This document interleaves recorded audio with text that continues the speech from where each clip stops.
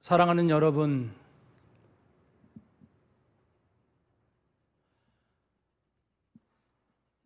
우리가 예상은 했지만 막상 다시 걱정스러운 2단계를 맞이했습니다.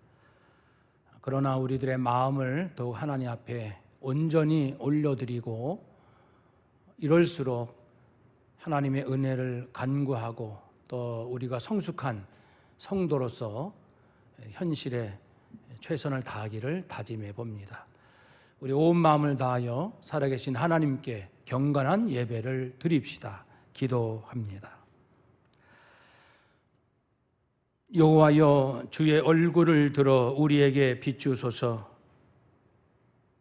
내가 평안히 눕고 자기도 하리니 나를 안전히 살게 하시는 이는 오직 여호와이시니이다. 아멘. 살아계신 하나님 아버지, 하나님은 역사의 주인이시며 모든 것을 공의롭게 판단하시며 인류를 긍휼히 여기시는 아버지신 줄로 믿습니다. 구원받은 성도로서 온 마음과 뜻을 다하여 정성스러운 예배를 드립니다. 기쁨으로 받으시고 하늘문을 여시고 이 땅을 위로하여 주시옵소서. 예수님의 이름으로 기도하옵나이다. 아멘.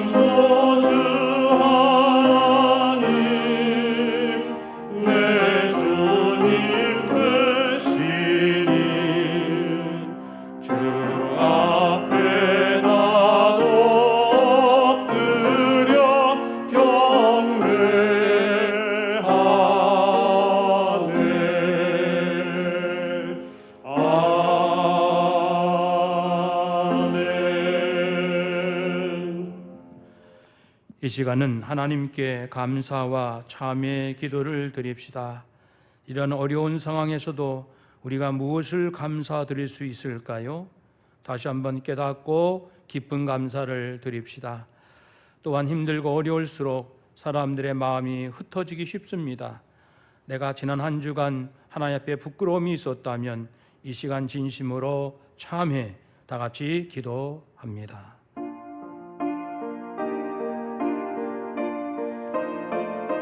하나님,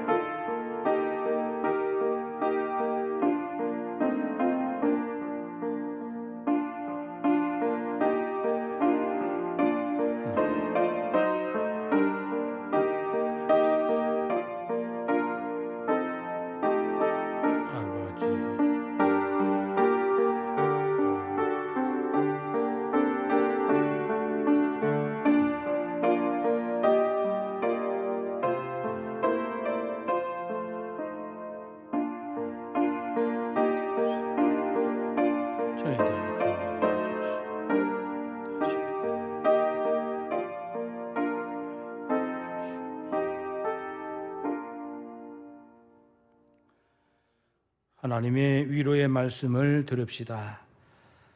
여호와는 긍휼이 많으시고 은혜로우시며 노하기를 더디하시고 인자심이 풍부하시도다.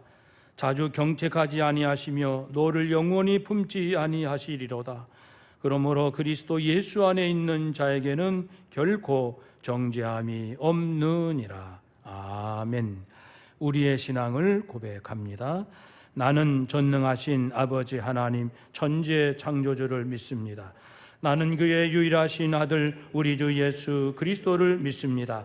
그는 성령으로 잉태되어 동정녀 마리아에게서 나시고 본디오 빌라도에게 고난을 받아 십자가에 못 박혀 죽으시고 장사된 지 사흘 만에 죽은 자 가운데서 다시 살아나셨으며 하늘에 오르시어 전능하신 아버지 하나님 우편에 앉아 계시다가 거기로부터 살아있는 자와 죽은 자를 심판하러 오십니다. 나는 성령을 믿으며 거룩한 공교회와 성도의 교제와 죄를 용서받는 것과 몸의 부활과 영생을 믿습니다. 아멘. 교동문 52번입니다. 시편 119편. 청년이 무엇으로 그의 행실을 깨끗하게 하리이까? 주의 말씀만 지킬 따름이니이다.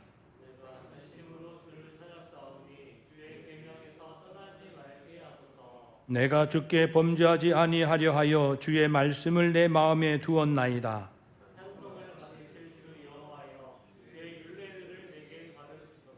내가 주의 법도들을 작은 소리로 읊조리며 주의 길들에 주의하며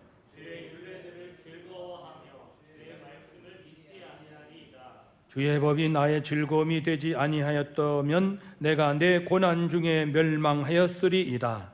내가 주의 법도들을 영원히 잊지 아니하오니 주께서 이것들 때문에 나를 살게 하심이니이다. 나는 주의 것이오니 나를 구원하소서. 내가 주의 법도들만을 찾았나이다. 악인들이 나를 멸하려고 노고하나 나는 주의 증거들만을 생각하겠나이다. 내가 보니 모든 완전한 것이 다 끝이 있어도 주의 계명들은 심히 넓으니이다. 내가 주의 법을 어찌 그리 사랑하는지요. 내가 그것을 종일 작은 소리로 읊조리나이다. 아멘. 전성표 장로님 기도하시겠습니다.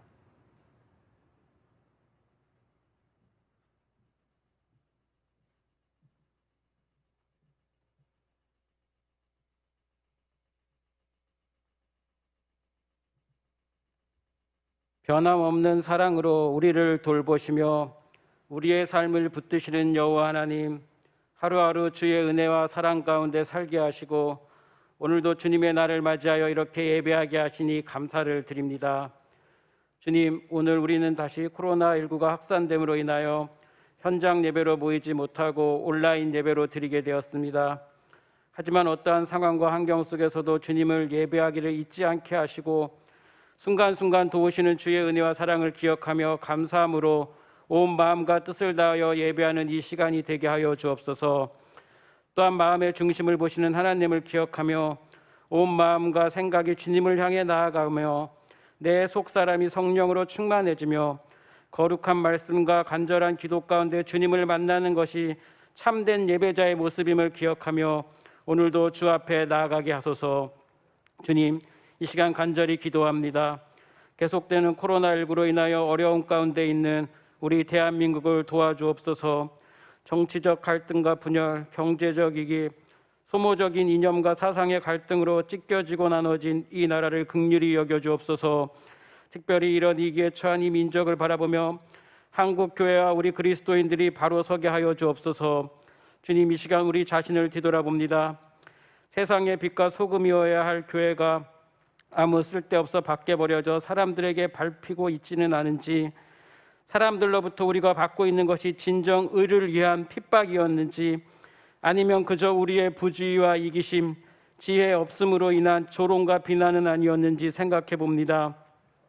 또한 우리가 하고자 하는 일은 진정 하나님을 의지하고 행하는 것인지, 아니면 그저 주의 이름을 빌어 자신을 위한 일을 행하며 주님의 일이라 착각하고 있지는 않은지, 우리가 지금 하고 있는 일은 진정 한 영혼을 살리고자 함인지, 아니면 사람을 살리라고 주신 말씀의 검으로 사람을 찌르고 죽이지는 않았는지 뒤돌아봅니다. 우리의 삶을 통하여 예수의 이름을 높이고 있는지, 내 이웃을 내 몸과 같이 사랑하라 하신 말씀에 진정으로 순종하는지, 죄를 미워하며 악에서 떠나며 죄인을 불쌍히 여기며 정죄하지 아니하고 구원받기를 위해서 기도했는지 먼저 뒤돌아봅니다. 주님, 지금은 먼저 나 자신을 뒤돌아볼 때임을 알게 하여 주옵소서. 지금 한국 사회에 임한 고통과 환난은 우리 자신들로 인하여 일어난 것임을 깨닫게 하옵소서. 하나님의 집에서부터 심판을 시작할 때가 되었다고 베드로 사도는 이야기했습니다. 주님, 우리는 두렵고 떨리는 마음으로 주의 말씀 앞에 서게 하옵소서. 주님은 마음의 중심을 보시는 분이심을 압니다. 믿지 않는 자들에게 회개하라 외치기 전에 먼저 우리가 회개하는 자들이 되게 하옵소서. 이 시간 우리를 향한, 한국 교회를 향한, 구원받아야 할 수많은 영혼들을 향한 주님의 애끓는 마음을 구합니다. 주님, 우리가 어찌 행하여야 할지 지혜를 주옵소서. 믿음을 주옵소서. 용기를 주옵소서. 이제 우리들 자신의 모든 가치를 주님께 두는 삶, 살아계신 하나님을 경외하며 흐트러진 마음을 새롭게 하며 말씀과 기도로 내 마음을 지키며 살게 하옵소서. 또한 세상을 바르게 분별하고 주님의 뜻을 묻고 지혜롭게 행하는 자들이 되게 하여 주옵소서. 무늬만 그리스도인, 명목상의 그리스도인으로 살지 않게 하시고 행함이 있는 믿음의 사람들이 되게 하여 주옵소서. 주께서 원하시는 가치 있는 것들의 생명과 뜻을 다하게 하옵소서. 주를 기쁘시게 하며 이웃을 섬기며 사회를 바로 세우며 주님께 나아가는 신실한 증인의 삶을 살게 하여 주옵소서. 주님, 이제 주의 말씀을 듣기 원합니다. 말씀을 대언할 당신의 신실한 종 이정건 목사님을 기억하여 주옵소서. 주의 종에게 지혜와 계시의 정신을 주셔서 온전히 살아계신 하나님의 말씀만 선포하게 하옵소서. 우리들은 온전히 주의 음성을 듣기 원합니다.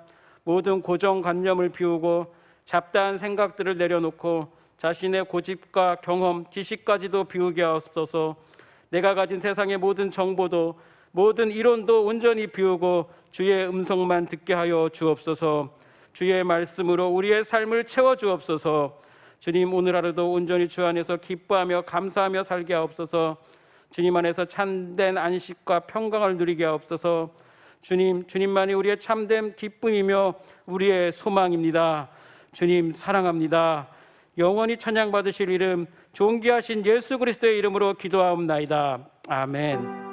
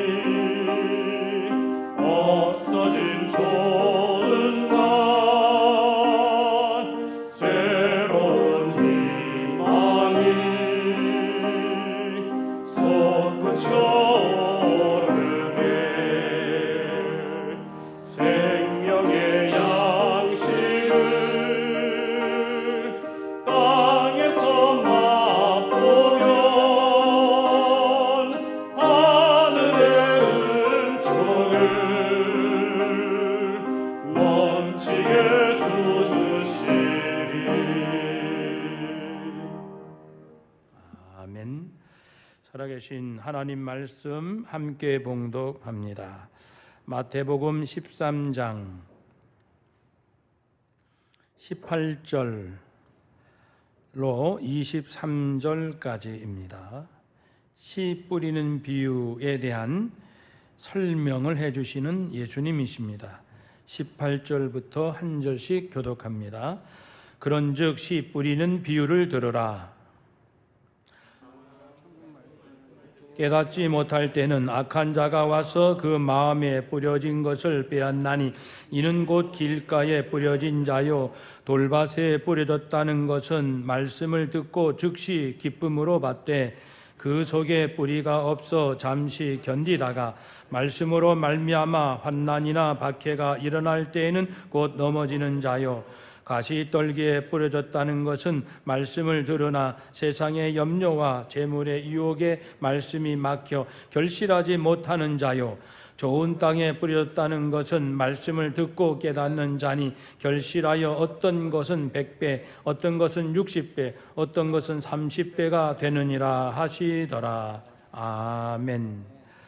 오재영 집사님, 물 위에 걷는 자, 하나님께 찬양을 드립니다.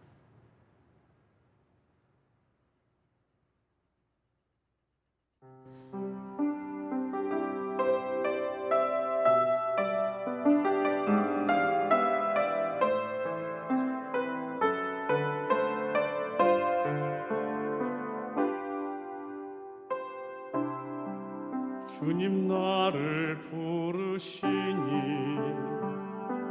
두려움 없이 배서 나가리라.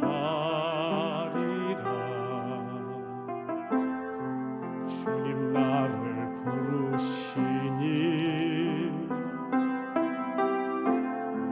주님 내게 오라시니 주님 보고 계시기에 의심치 않고 바다를 걸어가리라. 주님 보고 계시기에 주님 여기 계시기에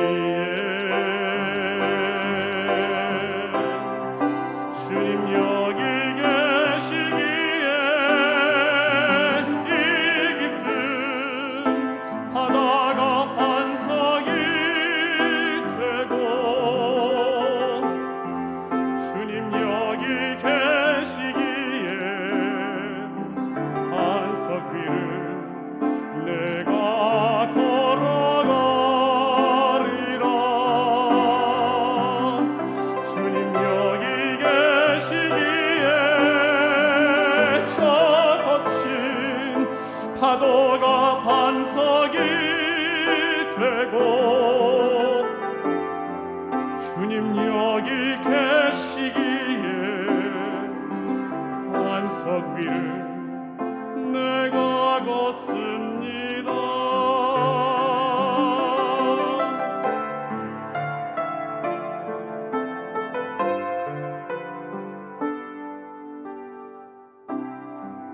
주님 보고 계시기에 의심치 않고 바다를 걸어가리라. 주님 보고 계시기에 주님 여기 계시기에 주님 여기 계시기에 이 깊은 바다가 반석이 되고 주님 여기 계시기에 반석 위를 내가 걸어가리라. 주님 여기 계시기에 저 거친 파도가 반석이 되고 주님 여기 계시기에 반석 위를 내가 걷습니다. 주님 여기 계시기에 반석 위를 내가 걷습니다.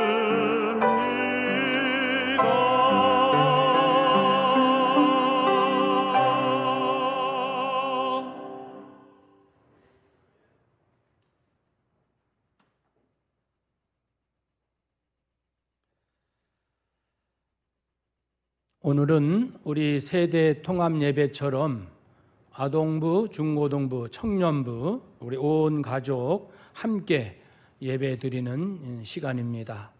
이제 말씀을 전하겠습니다. 사랑하는 여러분, 세상이 혼란스럽고 내 마음이 안정이 되지 않을 때 이런 질문 유익합니다. 예수님은 이 땅에 왜 오셨을까? 예수님은 왜 오셨어요? 라는 질문을 계속 해보는 것이지요. 예수님께서 이 땅에 오신 이유는 우리가 잘 아는 것처럼 예수님은 천국에서 이곳에 오셨어요. 이 땅에 사는 사람들은 천국이 어떤 곳인지 알지 못합니다. 그래서 사람들을 구원하여 하나님의 자녀로 삼으시고 이 땅에서도 천국처럼 살다가 영원한 천국에서 영원히 함께 살 수 있음을 알리기 위하여 오셨습니다. 예수님 왜 오셨나요? 그럴 때 예수님은 그런 목적으로 오신 겁니다. 그렇다면 예수님은 그 목적이 분명하신 분이기 때문에 예수님의 모든 그 칭호, 예수님의 그리스도, 임마누엘, 선한 목자, 포도나무, 모든 이 비유들, 그 예수님의 칭호들, 그 속에 예수님이 오신 목적이 다 담겨 있습니다. 또 예수님의 모든 생애, 태어나시고 공생에 십자가에 죽으시고 부활하시고 승천하시고 재림하실 그 모든 한 가지 한 가지 속에도 예수님이 오신 목적이 다 담겨져 있습니다. 이 땅에 계시는 동안 예수님께서 하신 말씀과 행하신 모든 일들, 그 속에도 역시 예수님께서 오신 목적이 고스란히 담겨 있습니다. 사랑하는 여러분, 그러므로 예수님의 모든 삶 속에는 예수님의 목적이 온전히 녹아져 있습니다. 천국을 알리기 위하여 오셨어요. 이 땅을 소홀히 하시는 건 아니죠. 예수님은 이 땅에 사시는 동안 부모에게 충성, 효도를 다하시고 제자들 대할 때 원수를 용서하시는 모든 것 얼마나 정성스럽게 모든 사람들을 사랑하셨습니까? 예수님은 이 땅을 결코 소홀히 여긴 분이 아니십니다. 그러나 중요한 것은 천국을 알리러 오셨다는 겁니다. 천국을 알릴 수 있는 방법이 뭘까요? 비유입니다. 천국의 비유를 통해서 천국이 이런 곳이구나라는 것을 깨닫게 해주시는 거죠. 사실 하나님을 알기도 어렵습니다. 천국을 이해하기도 쉽지는 않아요. 하나님의 사랑 온전히 아는 자가 누가 있겠습니까? 그렇지만은 여러 가지 방법들을 통해서 우리에게 계속해서 일깨워 주고 계십니다. 천국의 비유는 천국을 좀 더 쉽고 그리고 피부로 와 닿게 하시기 위하여 사용하는 방법입니다. 이스라엘 백성들의 일상의 생활 속에 경험된 바를 이용하는 것이지요. 마태복음 13장에는 천국에 대한 비유가 7가지 나옵니다. 마가복음 4장에는 별도로 한 가지 더 나옵니다. 그래서 8가지입니다. 씨 뿌리는 비유, 알곡, 겨자, 씨, 누룩, 감추인 보화, 값진 진주, 그물, 자라나는 씨앗, 이러한 비유들을 통해서 천국을 알리시는데 8가지지만은 내용이 좀 다소 중복되는 것을 감안하면 4가지 메시지로 요약할 수 있습니다. 마태복음 13장, 마가복음 4장에 나오는 그 천국은 어떤 곳인가? 그것은 당시 유대인들이 생각했던 메시아가 오시면, 구세주가 오시면 우리가 이렇게 될 것이다. 우리가 천국을 누릴 것이며 우리가 전 세계를 다스릴 것이며 그런 잔뜩 기대 부푼 꿈이 있었습니다. 근데 예수님은 그 유대인들이 갖고 있는 천국, 하나님의 나라, 메시아에 대한 잘못된 것들을 하나씩 고쳐주셨습니다. 이 비유도 역시 천국에 대해서 제대로 알려주시기 위함입니다. 유대인들은 메시아가, 구세주가 오시면 집단적으로 자기 민족이 완전히 구원받고 전 세계 모든 나라들은 멸망할 것으로 생각했지요. 그러나 예수님은 천국은 그런 곳이 아니고 개인의 마음속에 임한다는 것을 말씀합니다. 오늘 씨 뿌리는 비유가 그것에 해당됩니다. 사랑하는 여러분, 그렇기 때문에 우리나라가 지금 좌우로 많이 대립되어 있는데 좌에도 하나님 나라가 있는 것이 아니고 우에도 하나님 나라가 있는 게 아니에요. 개인에게 임하는 겁니다. 그러니까 좌쪽에 있는 사람이나 우쪽에 있는 사람이나 하나님 나라가 임하는 사람에게는 임할 것이고 아닌 사람은 아닌 겁니다.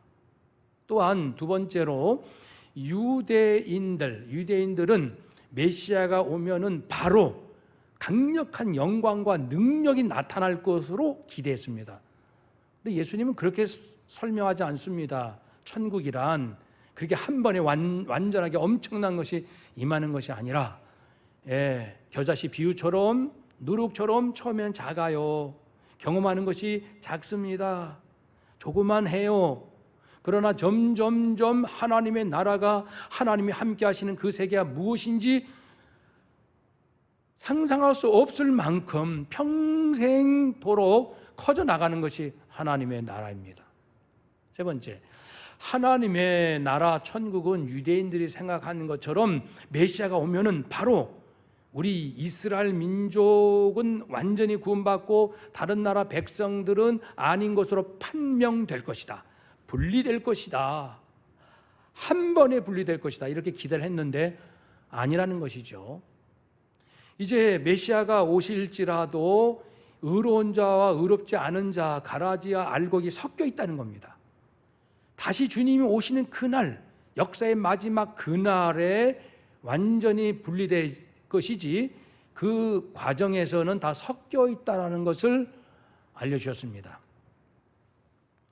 또한 우리 예수님께서는 그 당시 유대인들은 하나님의 나라가 눈에 보이게 공식적으로 모두가 알 수 있도록 거저 주어진다라고 이제 기대했습니다. 근데 예수님은 그렇지 않다는 겁니다.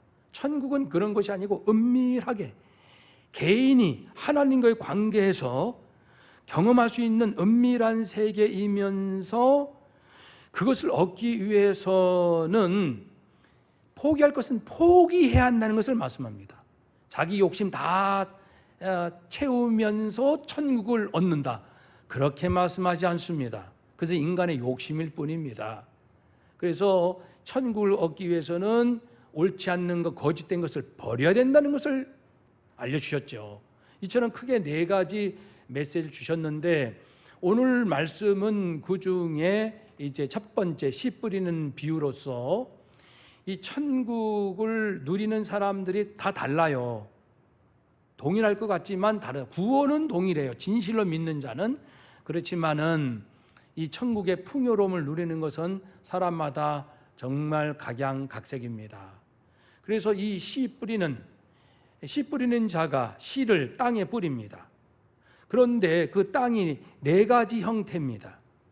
길가도 있고 돌짝밭도 있고 가시떨기도 있고 좋은 땅도 있고, 씨 뿌리는 자는 예수님, 씨앗은 천국 복음, 그리고 땅은 사람들의 마음의 상태.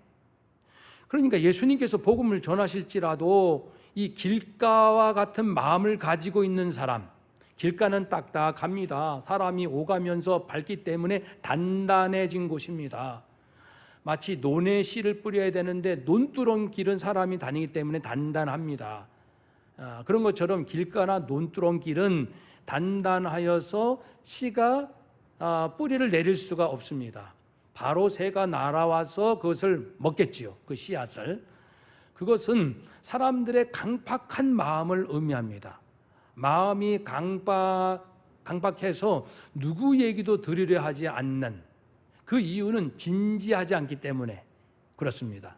그래서 천국은 진지하지 않는 사람, 진실로 무엇인가 참된 것을, 진리를, 그리고 영원한 것을 얻고자 찾고자 하는 그 진지함이 없는 사람들에게는 아예 시작도 되지 않는 것이 천국입니다.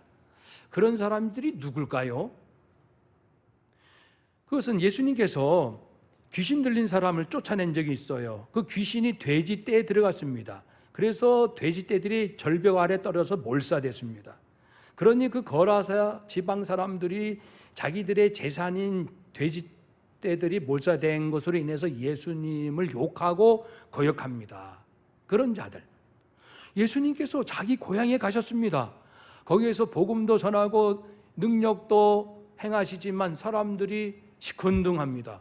아니, 어릴 적부터 우리가 다 보던 쟤 아니야? 저 예수라는 아이? 아니, 그런데 갑자기 메시아로 나타난다고? 우린 믿을 수 없어. 이런 강박한 마음입니다. 그리고 큰 능력을 그렇게 많이 행하셨음에도 불구하고 회개할 줄 모르는 고라신 벳세다 같은 사람들, 이런 사람들이 강박한 마음을 가진 사람들입니다. 우리는 어떻게 해야 될까요? 우리는 진지해야 합니다. 진실해야 되겠지요. 자기의 아까 우리 장로님도 기도하셨지만 우리 누구나, 사실 한 사람도 예 없이 누구나 자기 지식과 경험, 성공적인 어떤 확신, 정보, 철학, 사상, 이런 것들로 우리가요, 사실 내가 모르는 사이에 얼마나 내 마음이 굳어져 있는지 모릅니다. 딱딱하게 말입니다. 무슨 말씀을 들어도 은혜 받지 못하고 비판하고 평가하고 판단만 하려 하는 이런 마음, 아니, 그렇게 되면 안 되겠습니다. 그래서 우리는 이 길과 같은 마음을 버려야 됩니다. 그리고 돌짝밭 같은 마음이 있습니다. 돌짝밭. 팔레스틴은 석회암이 많아요. 그리고 그 위에 얇게 흙으로 덮여 있습니다. 그러니까 씨앗이 내리면은 그 바위의 온기로 인해서 싹은 튀어지지만 뿌리가 내려가지 못하니까 태양이 뜨거워지면 곧 말라 죽습니다. 뿌리가 내려지지 않는 곳, 이 돌짝밭 같은 마음이 있는 사람, 이런 사람들은 하나님의 말씀, 주님의 복음을 감정적으로 받아들이는 사람들이에요. 박해와 환난, 어려움이 오면은 금방 그 뜨거웠던 마음이 식어버립니다. 싹은 나지만 곧 죽듯이 잠시 기뻤지만은 곧바로 신앙이 식어버리는 사람들입니다. 예수님께서 예루살렘 성에 입성하실 때 호산나 호산나 우리를 구원하여 주세요라고 그렇게 목놓아 외쳤던 그들이건만 며칠도 안, 단 4일 만에 예수를 십자가에 못 박으시오, 예수를 죽이시오라고 한 군중들, 자기들의 그 상황을 판단하고 분리할 것 같으니까 곧바로, 그러니까 예수가 메시아일 것 같은 것을 어느 정도 동의는 합니다마는, 그러나 환난이 오고 핍박이 오면은 정말 그분이 나의 주님이십니다 라고 하는 어슈어런스, 확신까지 가지 못하는 사람, 금방 그때는 내가 그랬어 라고 하루아침에 마음을 바꾸는, 즉 감정주의 신앙을 가진 사람들입니다. 이성주의도 위험해요. 오직 이성으로 모든 걸 판단하겠다는 것도, 그리고 자기의 감정 상태에 따라 모든 것이 왔다 갔다 하는 것도 대단히 위험하지 않겠습니까? 그래서 우리는 이런 경우 환난과 핍박이 오면 이것을 물고 늘어져야 합니다. 왜 내가 이런 어려움을 당했을까? 내가 뭘 잘못했을까? 저 사람은 뭘 잘했고 뭘 잘못했을까? 왜 이런 일들이 일어날까? 내가 살고 있는 이런 코로나 사태가 일어나고 홍수가 정말 예전과 다른 이런 기후 이변이 일어나는 이 세상은 어떤 곳일까? 세상의 목적은 무엇이며 세상은 누가 통치하는 것일까? 정말 정치 권력자들 손에 이 나라의 운명이 왔다 갔다 하는 것일까? 고난과 환난 핍박에 대해서 말씀을 놓고 성경을 놓고 진지하게 파고 들어가야 합니다. 그런데 그런 것이 귀찮으니까, 그런 것이 따분하니까, 그런 것이 힘드니까 그저 감정적으로 자기 마음에 좋다, 즐겁다, 기쁘다, 괜찮은 것 같은데 이런 식의 신앙생활을 하는 자들에게는 뿌리가 내려지지 않는다는 것입니다. 세 번째, 가시떨기에 떨어진 씨앗도 있습니다. 팔레스타인은 200여 가지 가시떨기가 있어요. 그래서 성장 속도가 빠르고 그 가시가 많이 나오기 때문에 그 속에 떨어진 씨는 기운에 막혀서 성장하지 못한 열매를 맺을 수가 없습니다. 이런 경우는 어떤 경우일까요? 이것은 내적으로 자기 안에 두 가지입니다. 세상의 근심 걱정이 많은 경우, 또 재물의 유혹을 받는 경우. 세상의 근심 걱정이 많다는 것은 현세주의, 오직 이 땅에 눈에 보이는 사람들이요, 다른 사람 눈치 안 보고 당당하게만 살면요, 아마 머릿속에 복잡한 고민거리 절반은 사라질 겁니다. 그런데 사람들은 늘 다른 사람의 눈치를 봅니다. 비교합니다. 경쟁하려고 합니다. 필요 없는 것까지 경쟁하고요. 그래서 스스로를 올가매고 숨막히게 만듭니다. 현세 중심주의. 지난주일 천국의 논리와 세상의 논리 차이점 말씀드렸죠. 그러니까 천국의 논리를 잃어버리고 이렇게 오직 현세 세상에서 사람들이 뭐라고 판단하는가, 그것에만 따라가다 보면 염려, 근심이 떠날 날이 없겠죠. 그리고 그런 사람들은 재물의 유혹을 잘 받습니다. 이 두 가지는 같이 연동됩니다. 그래서 세상에 염려, 근심 많은 사람들은 거의 대부분 물질에 약합니다. 물질의 유혹, 즉 뭐냐면은 부한데도 더 부하려고 하는, 필요 이상으로 소유하려고 하는, 불필요한 것을 더 누리고자 하는 그러한 마음, 이런 것들 때문에, 그런 유혹을 받기 때문에 하나님의 말씀이 들려지지 않아요. 그런 사람은 어떤 사람들일까요? 오병이어, 예수님께서 오병이어 기적을 행하셨어요. 사람들이 좋았죠. 먹을 것이 생기니까 신바람 났습니다. 기적을 경험했으니까 내 인생에 예수님만 오시면은 기적 같은 인생을 꿈꿀 수 있겠습니다. 그런데 예수님은 뜻밖에도 오병이어의 기적 다음에 무슨 말씀하셨냐면은, 사랑하는 이들이요, 육신의 양식만 아니라 영혼의 양식, 영생 얻는 생명의 양식이 있단다.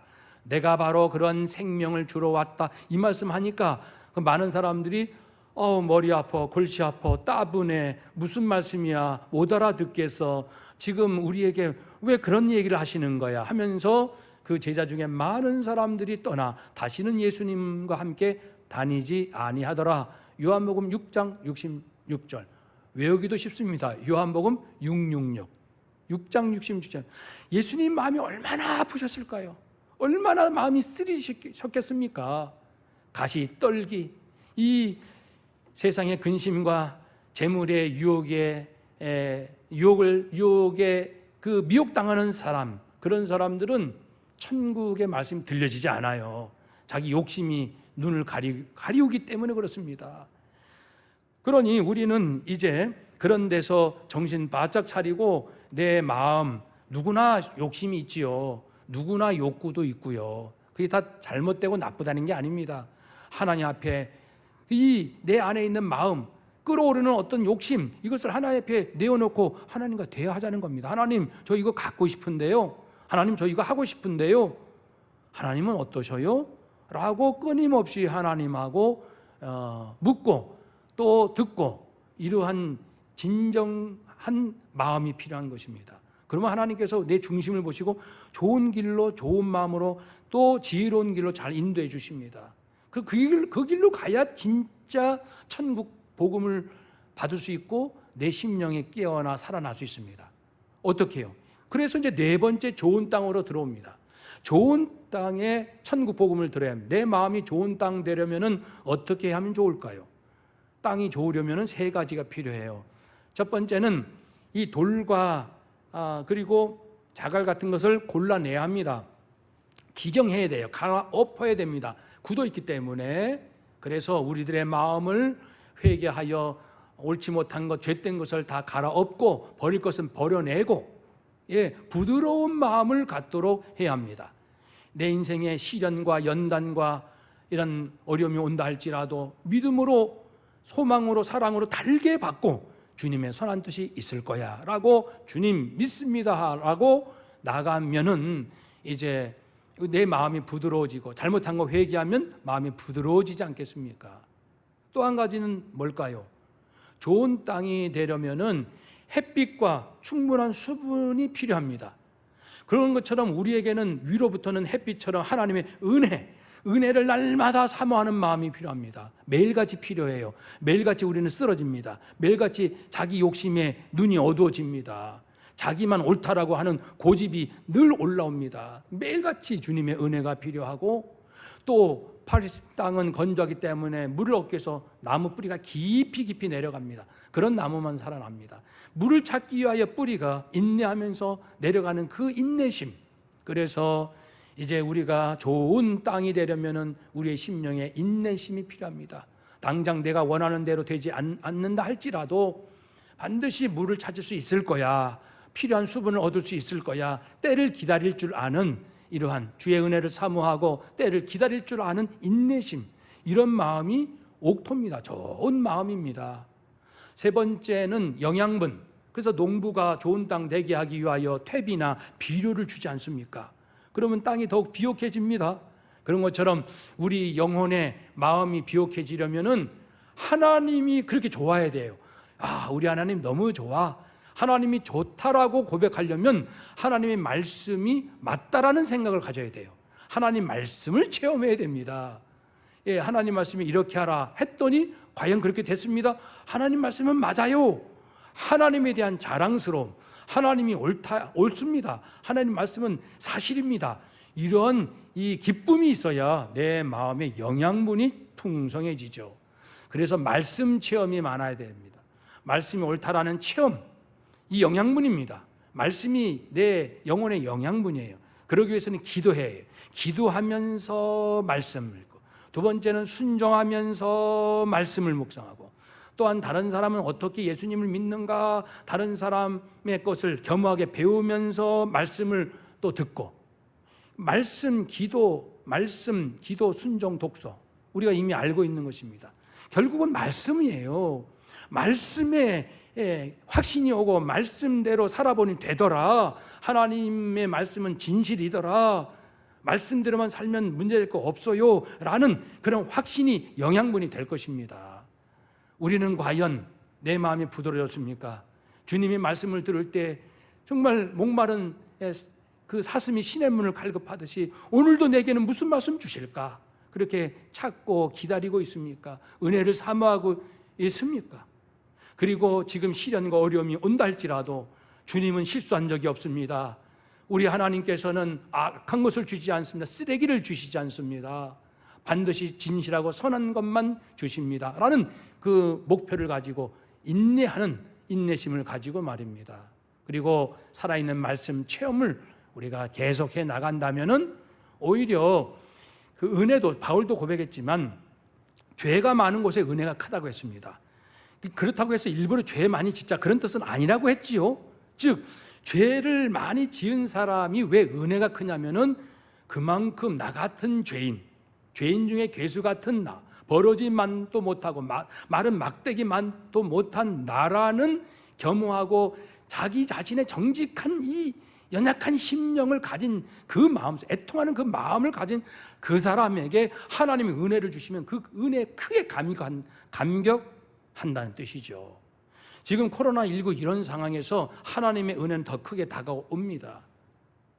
마음껏 할 수 있는 것이 별로 없습니다. 그러니 이제 그 전에 했던 모든 것이 얼마나 크고 위대했던가를 알게 됩니다. 그래서 이후에 코로나 끝난 이후에 우리는 많이 달라질 겁니다. 먹는 것도 달라지고 어디 한번 여행 가는 것, 그리고 직장에 출근하는 것, 모든 것이 감사하고 감격스럽고 더 나아가 눈물이 뜨거워질 것입니다. 그 은혜가 정말 크다는 겁니다. 지금은 큰 은혜를 받는 기회입니다. 훈련하는 시간들이에요. 이것이 따분하고 지루하고 정말 짜증나는 시간들이 아니라 내가 받은 것이 얼마나 위대하고 엄청난 은혜였던가, 그것을 뼈저리게 철저하게 깨닫는, 은혜를 은혜답게 제대로 깨닫는 시간들입니다. 이것이 깨달아져야 영이 살고 마음이 심령이 살아나서 모든 자를 축복하고 모든 일에 감사하고 인내하고 합력하여 손이 될 줄로 믿고 하나님께 소망 두고 범사에 감사하는 이런 세상이 감당하지 못할 사람들이 됩니다. 그렇게 훈련시키는 지금의 과정인 줄로 믿습니다. 틀림없습니다. 모든 믿음의 위인들이 그 길로 걸어왔습니다. 사랑하는 여러분, 그러니 거리두기 2단계로 많이 답답은 합니다. 또 많은 우리 일터가 경제적 손실을 입고 어떤 경우는 정말 절망스러운 상황도 있습니다. 그러나 하나님 믿는 우리 성도들은 하나님은 죽지 아니하시고 말씀은 사라지지 아니하고 하나님은 여전히 사랑과 완전한 지혜와 능력을 가지고 우리와 함께 하시니 반드시 살 길, 더 놀랍게 은혜를 깨닫는 길 하나님이 준비하고 계신다, 이런 확신을 가지시고 더 크게 마음을, 더 위대하게 우리의 마음을 키워서 하나님이 흡족하실 그 믿음, 하나님이 기뻐하실 그러한 열정, 하나님께서 영광을 받으실 그러한 순종의 삶 되는 우리 모두가 되시기를 축복합니다. 더 놀란 것들을 준비하시는 하나님을 찬양드렸고 우리 모두가 그리 될 줄로 믿고 우리 모두 그렇게 되시기를 주님의 이름으로 축복합니다. 아멘. 기도하겠습니다. 1분 동안 말씀을 기억하면서 하나님의 길은 생명의 길, 하나님의 길은 은혜의 길인 줄로 믿습니다. 그 길로 가게 하시옵소서. 기도합시다. 하나님 아버지 감사합니다. 천국은 어떤 곳입니까? 오늘 깨달았습니다. 하나님, 모든 고집과 아집을 겸허히 내려놓고 주님 말씀 잘 귀담아 듣고 진실된 마음으로 내가 잘못된 것이 무엇인지 깨닫고 진정한 사모와 열정함을 가지고 무엇보다 말씀을 체험하는 순종함이 있게 하여 주옵소서. 아멘. 아멘. 아버지, 오 하나님 감사합니다. 오 하나님 사랑합니다. 주여 사랑합니다. 주여.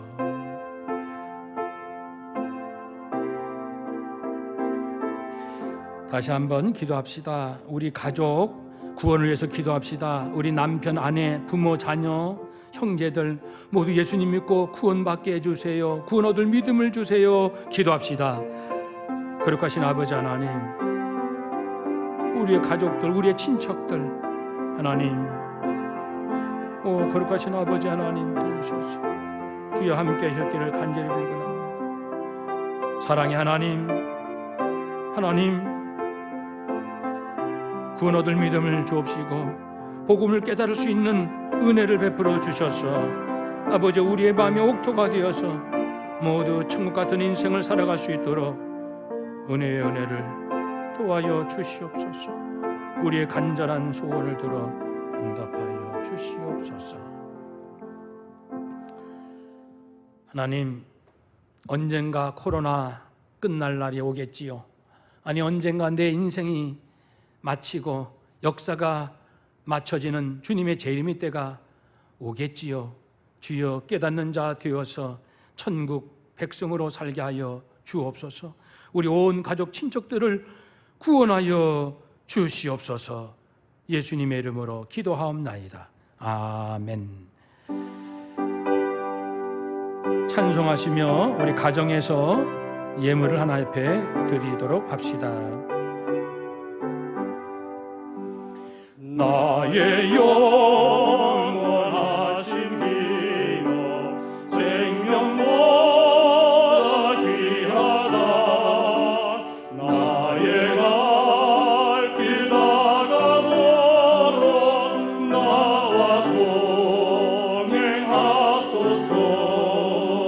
주께로 가까이 주께로 가오니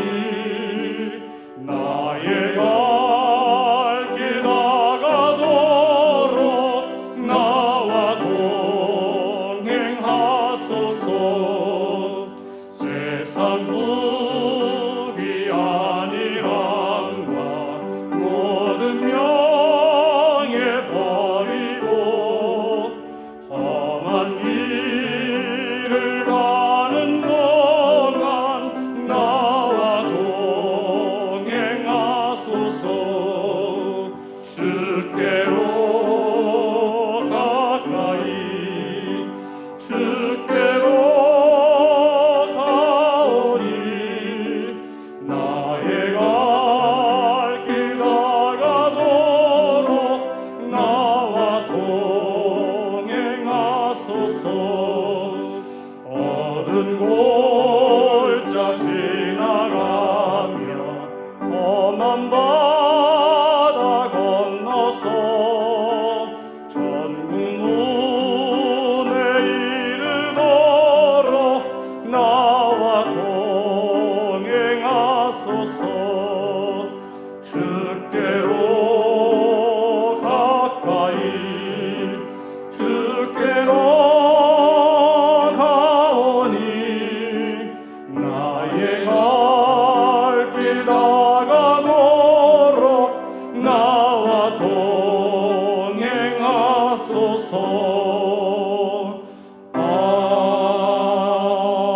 아멘. 기도하겠습니다. 하나님, 저희가 가지고 있는 모든 것은 모두 다 하나님께서 주신 것입니다. 이것을 진실로 깨닫고 하나님 앞에 감사의 예물을 드립니다. 하나님, 감사 예물을 드릴 수 있다는 것, 이것은 하나님의 은혜입니다. 하나님, 이 땅에 많은 사람들이 물질로 특별히 어려워하고 있습니다. 성도 또한 힘들어하는 가정들 있습니다. 아시지요? 만물의 주이신 하나님, 우리 각 가정을 살피시고 언제나 주님께 드리기를 기뻐하는 우리 성도들의 중심을 보시고 하늘문을 활짝 여셔서 각 가정에 필요한 대로 주님, 그것이 얼마만의 물질이든 필요한 대로 공급하여 주실 줄로 믿습니다. 하나님, 의심치 아니하고 전능하신 하나님께서 우리 가정이 외롭지 않도록, 남에게 꾸지 않도록 하나님, 우리 가정들을 물질로도 굳게 지켜줄 줄로 믿습니다. 우리의 일터를 지켜주시고 사람들을 보호하여 주시고 우리의 모든 인생 가운데 하나님께서 언제나 부족함이 없도록 채워주심을 믿습니다. 하나님을 끝까지 신뢰하며 특별히 어려운 가운데 있는 대한민국 경제와 그리고 아버지여 방역과 그의 모든 정치 그리고 전 세계 모든 아버지여 백성들 긍휼히 여겨주시고 인류 구원에 이르기까지 은혜 위에 은혜를 더하여 주시옵소서. 오늘도 예배드리며 하나님께 헌신하는 모든 심령들 위해 하나님만이 주시는 하늘의 신령한 아버지여 그리고 세상이 빼앗아갈 수 없고 세상이 줄 수 없는 가장 거룩하고 온전한 것들 그렇게 채워줄 줄로 믿사옵고 예수님의 이름으로 기도하옵나이다. 아멘. 아멘. 반갑습니다, 여러분. 교회 소식 알려드리겠습니다. 이제 지난 수요일부터 2주간 우리 주일 예배 오전 11시 실시간 예배만 드리고요. 이제 3부 예배, 교회학교 예배 없고요. 수요, 새벽, 저녁 기도에 9월 2일까지 모이지 않습니다. 또 다음 상황은 그때 또 알려드리도록 하겠습니다. 교회 업무가 있어서 오시는 분은 목회자들은 정상적으로 근무합니다. 연락 주시면 현관문을 열어드리겠습니다. 보통 때는 잠가두기 때문에 그렇습니다. 헌금은 교회 계좌번호로 보내줄 수 있고 헌금 내역도 표시해 주시면 더 감사하겠습니다. 네, 이번 주간 제가 휴가 다녀오도록 하겠습니다. 우리 금요일날, 토요일날 월부터 목요일은 말씀 묵상이고요. 금토는 9월까지 자녀들이 제일 고민하는 문제들을 다루고 있습니다. 제목만 보셔도 아시지만 우리 아동부, 중고등부 또는 청년들이 이런 고민들로 괴로워하는구나 라는 것을 우리가 이해하고 좀 더 아이들의 눈높이로 우리의 생각을 이제 맞춰서 아이들과 함께 고민하는 부모들이 될 수 있기를 바랍니다. 성경 쓰기를 통하여 많은 은혜를 받고 있다 듣고 있습니다. 쓰신 분들은 교회로 제출해 주시면 제가 한 분 한 분 노트 맨 마지막 부분에 감사의 글 쓰고요. 손으로 그리고 그 가정에 맞는 기도의 내용을 써서 드리도록 하겠습니다. 네, 수험생 어려운 가운데 공부하고 있습니다. 승민이, 영주, 주영이, 주연이 인내하고 주님 사랑하는 마음으로 꾸준하게 공부 열심히 하시기를 바랍니다. 금주간 기도 제목 우리 함께 읽겠습니다. 환난이나 박해가 오면 올수록 전능하신 하나님의 말씀을 굳게 붙잡고 믿음으로 기도함으로 하늘의 기적 같은 지혜와 능력을 얻게 하소서. 세상의 염려와 재물의 유혹이 몰려올 때 말씀과 성령으로 승리한 믿음의 선배들의 이야기를 읽고 또한 듣게 하소서. 아멘. 빠진 소식 없으시면 오늘 주신 말씀 기억하며 서로 인사합시다. 내 마음 옥토되게 합시다. 날마다 천국으로 삽시다. 아멘. 기도하겠습니다. 네, 바로 축도하도록 하겠습니다. 이제는 우리의 주가 되시는 예수 그리스도의 은혜와 아버지 하나님의 놀라우신 사랑하심과 성령의 충만 교통하심이 하나님 다시금 천국 복음을 듣고 순종함으로 말씀의 능력대로 경험하며 살기 원합니다. 소원하는 우리의 모든 가족들 위해 이제로도 영원토록 함께 하옵시기를 간절히 축원하옵나이다. 아멘.